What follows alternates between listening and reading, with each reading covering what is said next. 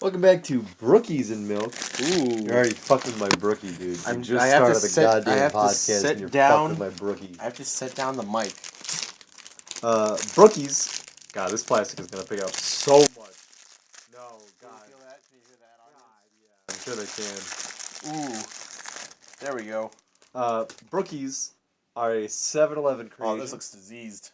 It is a half fudge God. brownie and chocolate chip cookie. They were on sale. Because they had to get thrown out at the end of the night. Yeah, because they're old. Oh, no. All right, dude.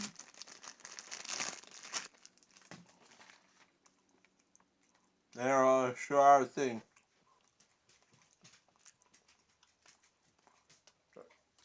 What about a podcast? We just sort of Die. Okay. Gonna set the brookie down for now. Because now it's time to talk about open world games. And our thoughts on them. Right. Do you have somewhere you want to start with this? I want to talk about Elder Scrolls? Sure. So, I want to talk about, what is it, Just Cause? And how it's actually very boring. Yeah, sure. I feel it. An open world game can't just be open world. This is the, let's start with my base issue with open world games, is that people don't understand what makes an open world game good. Yeah. They're just like, hey, here's this area, go do stuff. And it's like, why? And So- it's like, go do stuff.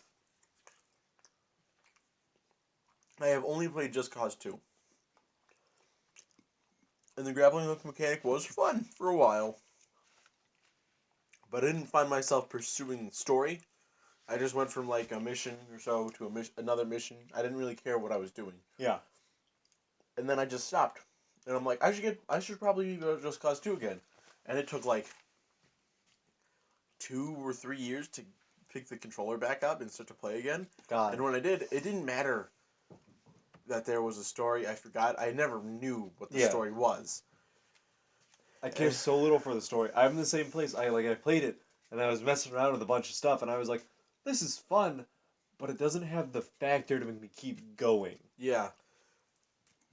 Like, I picked it back up for a little while. I did like a mission or two, but then I couldn't. I was just so tired of the game. Like, the story itself wasn't good. Like, and I don't... Actually, it was non-existent. Yeah. I just didn't... The gameplay wasn't enough to keep me going. Which is strange. Because there's the argument that gameplay comes Matters more than first. story. Matters more than story. But at the same time, be it simple as can be. Like, a game needs at least a simple story for the gameplay to matter. It's not, we're in a different time period. It used to be a matter of, like, if your game was just fun to play through, Yeah. you could sell it. But we expect more out of our games at this point. Mm-hmm. That's not saying the games can't just be rawly fun. Mm-hmm. But if you take two games, and one of them is just, like, the most fun thing in the world, Yeah. and the other one is pretty fun, but also has a good story, it's a better game than the one that's just fun. It's true. Because you can't say... I mean, I guess you can, but... You can't be like, oh man, remember that one time that the floor just like fell out? Oh, that's crazy in the game. You'd remember... Let me say this. Take Dark Souls. You'd be more Please. likely... You'd be more likely to remember this part of the story, like a certain part of the story, than that one time a trap killed you. Right. Like, you'd be more... If there was a... You'd be more likely to remember the final boss, than a mid-boss that has no story tied to it. There are obviously exceptions to this rule. Yeah. For example, I'm very into Neo. And I would be very into Neo without any story at all. Mm-hmm. But what is a game like that? Can you Dark imagine Souls. a game without story? Dark Souls. No, there's setup. If there's setup, there's a story. Alright, sure. If you just start a game with nothing, and you just move through something, there's a story to everything. But that's how I was in Neo. When I first played through Neo, it was literally just like, you get off the boat, you're running at him, and I'm like, alright, sure. I didn't need anything more in order to play this. What's Neo? It's Dark Souls, but in Japan. Oh, right, okay. The game it hasn't even been released. Yeah, I played through the alpha and then I played through the beta, and the alpha had almost no story at all. It had like a bunch of words after I beat the first thing, and I was like, I didn't really need that. I know what I did. Wait, did we introduce ourselves? Welcome back to Cookies and Milk. I'm your host, William. I'm your host, Ben. And back to this Uh, topic of discussion. you, if the I feel like I'm eating cookie dough. yeah, I need the brookie. it's super thick. It's like all the width of a brownie and all the taste of a cookie. Mm. But man, done with your milk already, huh? And you thought we were gonna have an Oreo too. I can't not chug my milk when I'm eating a brookie. God. I was like, I'll just take a quick sip, but no. The brookie takes it all, man. Uh, Just like an open world game, it takes all your time. Hey! A connection between the cookie and the game? my dog punched me in the stomach. You know what? I think I'm gonna. I have an idea. Let me just find. I'm gonna talk about Neo a bit more if you want. Sure. So, and then the Neo beta came out, and there was a bunch of like they added more story in and more scenes and everything, and I was like, oh, this is really cool. But at the end of the day, I could have absolutely enjoyed the game just as much without any of it, which is weird because I'm a huge proponent of games having story and games caring. But I'm gonna deviate very quickly into Final Fantasy 15. No, I didn't approve that. No spoilers or anything for Final Fantasy 15. But I think it's well known at this point that at I don't even want to say the halfway point. I want to say like maybe 3/4 into the game shifts from an open world game to a more linear experience, and it's great. What? It's amazing. It's great. It's so good. Or are you saying that you get tired of the open world and at the time? I was so tired of the open world, and I didn't care about the story, and I was starting to stop caring about the characters. The quests didn't matter. When there's a world to get lost in, it's hard to keep track of story. It's not getting lost in. Oh, it's just an open world game, and I kept going to the same places over and over again, and it didn't matter anymore. Nothing mattered, and that's the problem a lot of open world games have.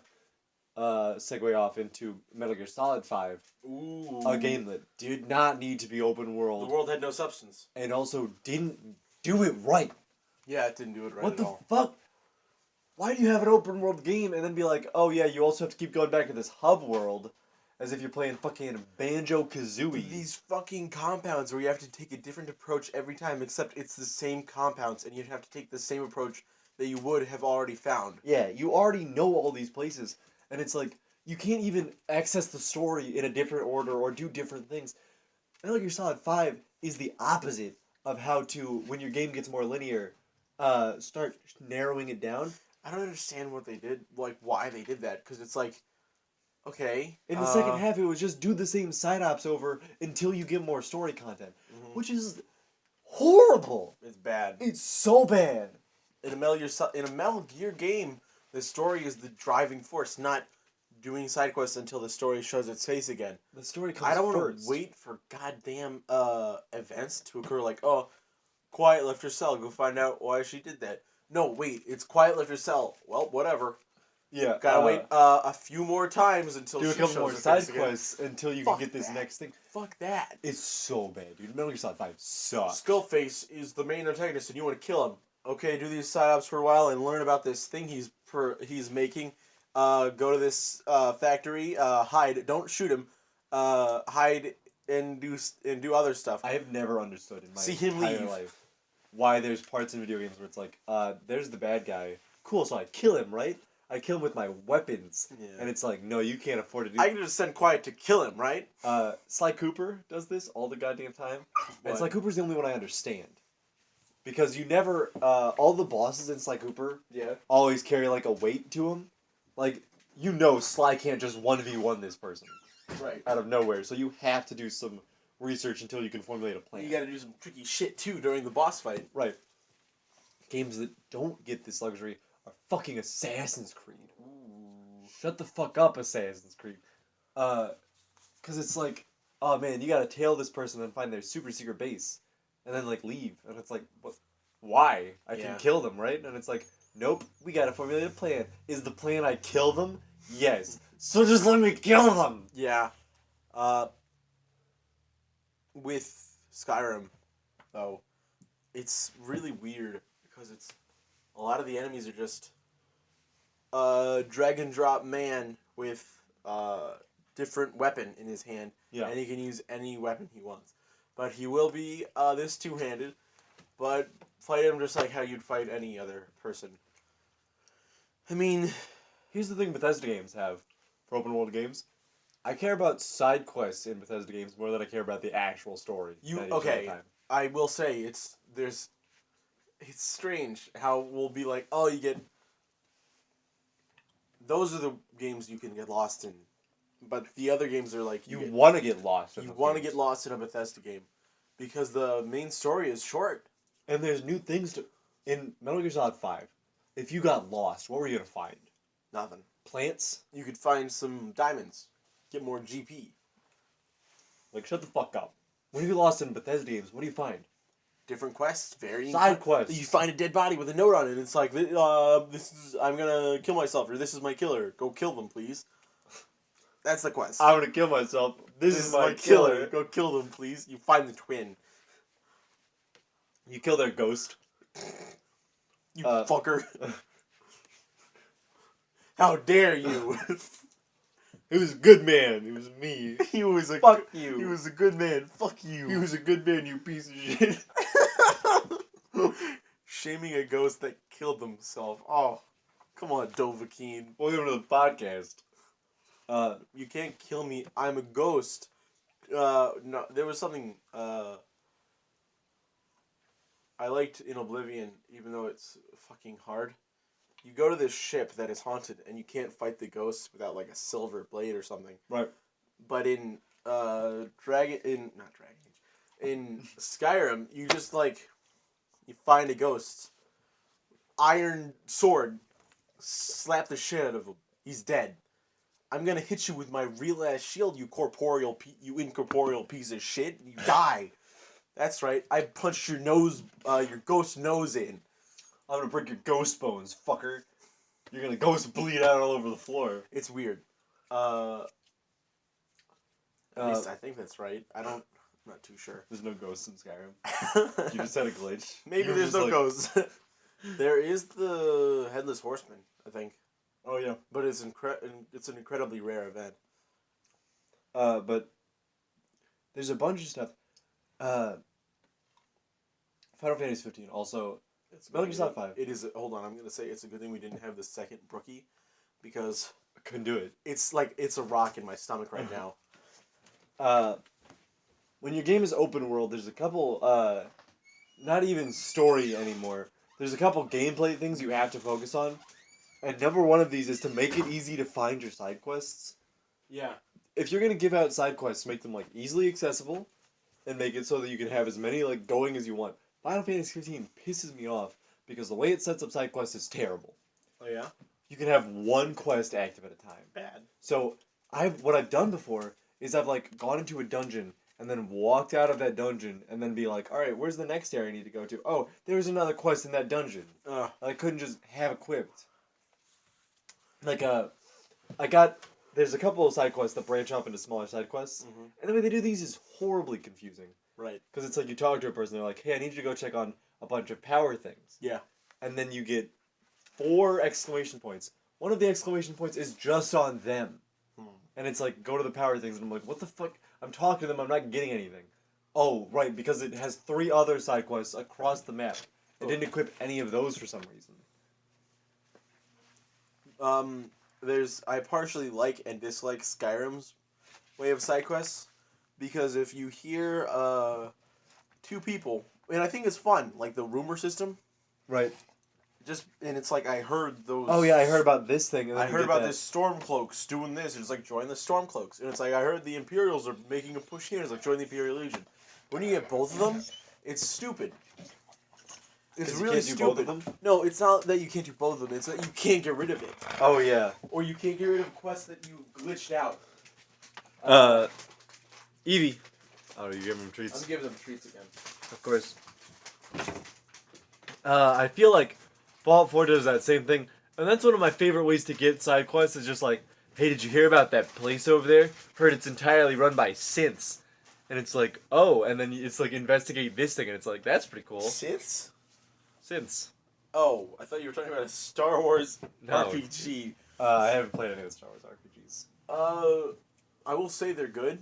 I won't say they're good. I've only played Knights of the Old Republic, and it is old. And the startup is slow. And I've had to go through it twice. Twice now. And I get to the second area, Dantooine, which nice naming system there, guys. And the textures are glitched. The area's textures are glitched. Like it'll have shooting out textures, like spiky textures that are just crossing the skybox, crossing the landscape, going through my character, and the game crashes whenever I try to go through if I make enough progress. Like if I stay in an area long enough and I have to go through there, that's the main quest line. The game will crash, and I can't. God. Like, I lost my progress before once when my computer, I had to get my fan replaced on the computer, and my whole PC just like died, and I lost all my progress. So I had to restart, and I didn't wanna. And over the summer I worked back up into it, and also my laptop died again, and it had to do with the fan again. God damn it! And I'm not doing it again. I'm gonna wait till I can build a PC. And then officially start on it. I can't. No, because maybe if it works Or get properly another this one? time. If it works properly this Right. time, then yes. But at the same time, I don't want to do the opening again, dude. I really don't want to do the Dude, opening. save state again. editor. Why would I? Who cares? Why would I do that? Skip the That's opening. so much more work, though. Alright. It's the same thing as no. I would be able to do that for a game like Mega Man X. I can't do that for a game like Knights of the Old Republic because it'd be so many things to manipulate. Yeah. Like I'd have to go into inventory and be like, what would I have around this point in the game? 16 potions. There's no potions. There's You med yourself- packs. 400 med packs. I have 16 lightsabers actually. Everyone in my team has lightsabers. Evie is ruining the podcast. She's not doing anything. She wanted something under here. Like she wanted something under these drawers. It was a trick. It was a trick. She just wanted the kisses. What time are we at? What time are we at? 18 minutes. But Oh no. Ben's getting massacred by the kisses from our two dogs. Alright, let's closing thoughts then. Closing thoughts. This is going to be a short podcast because the dogs again. Open world games need to have a story that makes you interested, or side quests that have good enough stories. Yeah, or there needs to be enough in the world to keep you want to be exploring. So, do you want to list your an example of a really bad open world game, an example of a really good one? Bad open world game. We've already spent time ragging on MGS5, so I can't say that. Right. Can I say White Knight Chronicles even though I've only played past the prologue? Can you say that? I don't think I can. I'm trying to think of other open world games that I've played. Because I was done with the story before I got into the open world. Of course. Uh, It's tough to think about ones that aren't like Bethesda.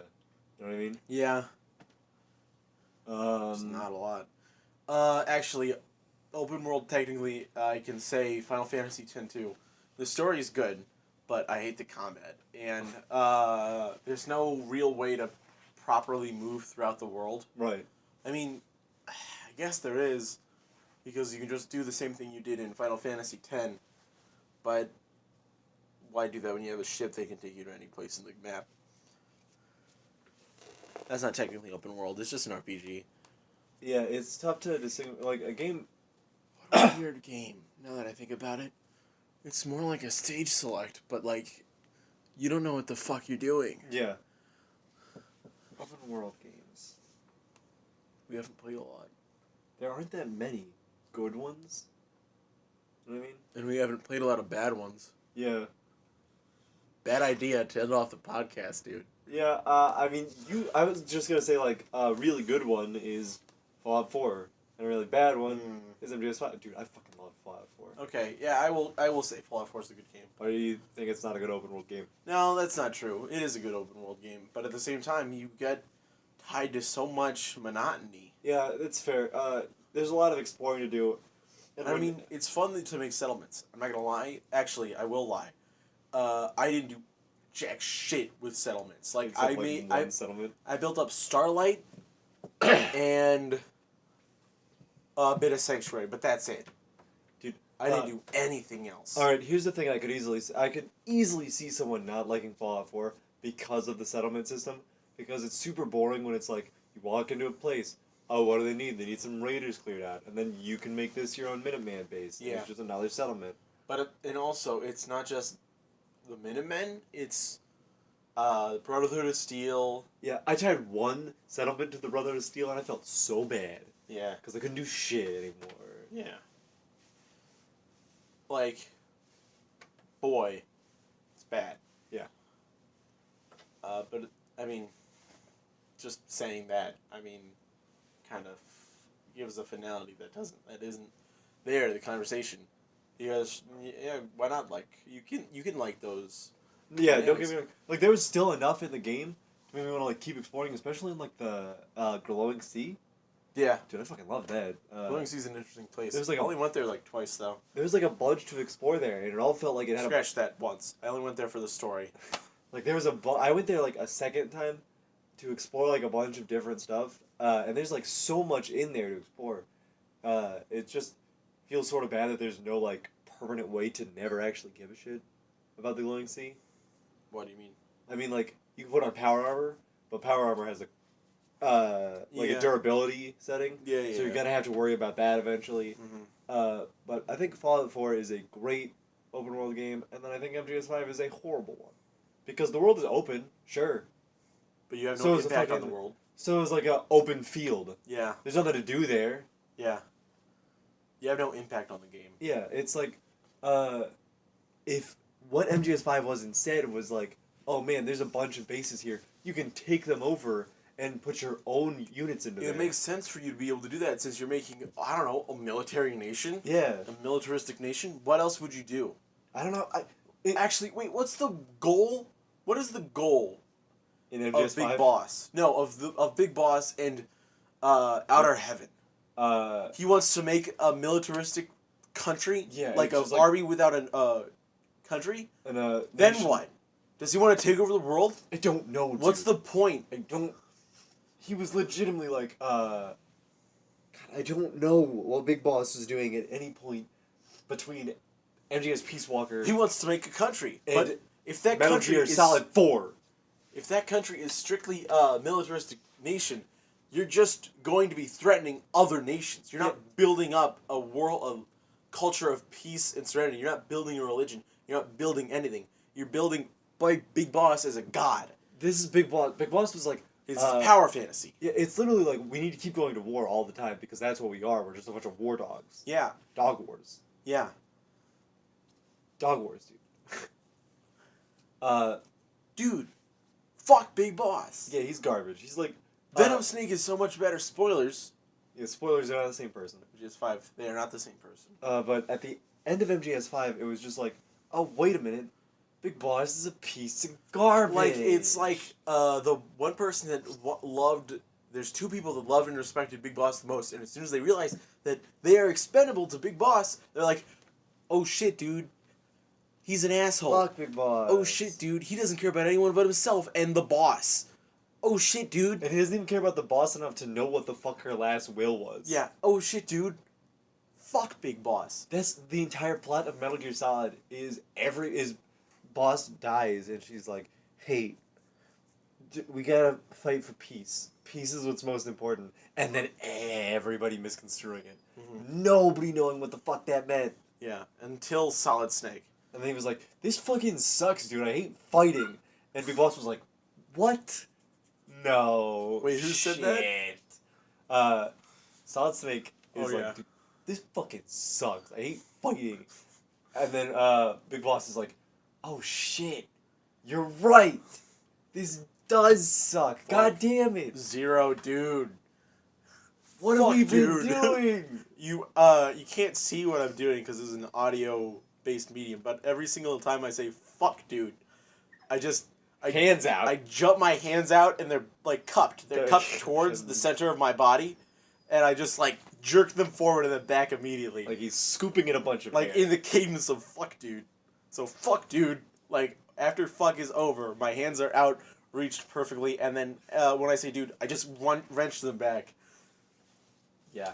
We started this as a sort of open world, like MGS5's open world is really bad. But then we sort of got to a MGS5 is really bad. And then we kept getting caught on MGS5 as a whole. Yeah. And I was just, fuck, dude. It's fuck, dude. It's bad. It's bad. That should be on a shirt. Fuck, dude.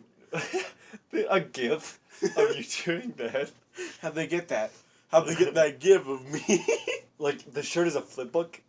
Fuck, dude. It's a very short flip book, though. Okay, the dogs want to come back inside. Alright, let's go. I'll go ahead and wrap up the podcast there. Thanks for listening. Tell us your least favorite thing about MGS5. Much like the Brookies, MGS5 lures you in with something that seems really nice and good combination, but it's actually very bad and too thick to matter. MGS5, too thick to matter. That's the podcast. Thanks for listening. Get this.